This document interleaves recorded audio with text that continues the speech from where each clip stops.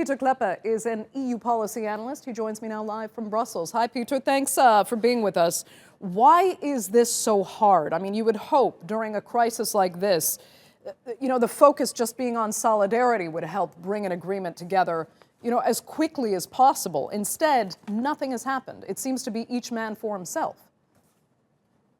Well, simply in one word, it's hard because of democracy.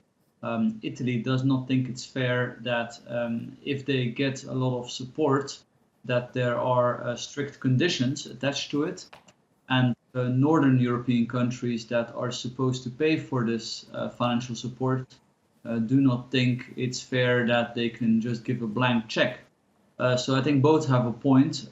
Fundamentally, we should also wonder to what extent financial support is desirable here. I think most people agree that emergency support is a good idea, of course, in a crisis, and that perhaps part of it can be financial.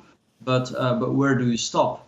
Especially in the case of countries like Italy and Spain, which have actually not had optimal financial management for a long time. I mean, how fair is it that voters in other countries are supposed to pay for mistakes that predate the COVID crisis?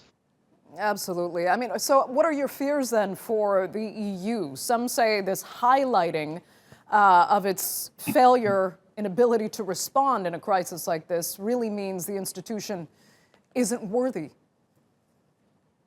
Well, I think we always have to distinguish between, on the one hand, the common currency, the euro, and on the other hand, the European Union itself. When it comes to the EU itself, the single market, basically the arrangement whereby you can trade and travel cross-border, fundamentally there's great support for that. But it may be under threat, as you suggest, as a result of the common currency and the dynamic of the common currency. Now, what is the dynamic of the common currency? This project, the euro, has basically enabled countries to go into debt much more deeply than what would have been possible otherwise.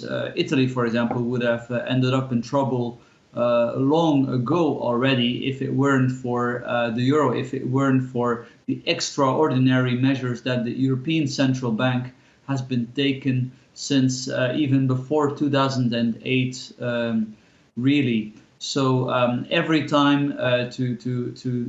there is a crisis, you have the same response. You have massive transfers that are being organized. Yeah, they call them loans, but of course it's at artificially low interest rates. So mathematically, that's a transfer. And every time this creates a lot of discord. This creates a lot of strife that you do not see if you have similar support packages in countries that basically are cohesive, like, for example, the United Kingdom or Sweden or Japan. So there's never any fears that these currency unions would break up, maybe with the exception of the UK because of the Scottish situation, of course. Now, will this mean the end of the euro? I don't think so. I fear that politicians will be happy to sign off to more transfers, but economically transfers have not been successful. They tend to support the unproductive parts of the economy. They do not enhance competitiveness. They give a bad signal to politicians that they don't really have to make competitiveness reforms. But also, more importantly, these transfers, as I mentioned, they create discord. So at some point, it may be impossible to bridge the gap within the Eurozone. But I don't think we have arrived at that point yet. Okay. Pieter Cleppe joining us there. Thank you so much for your insight.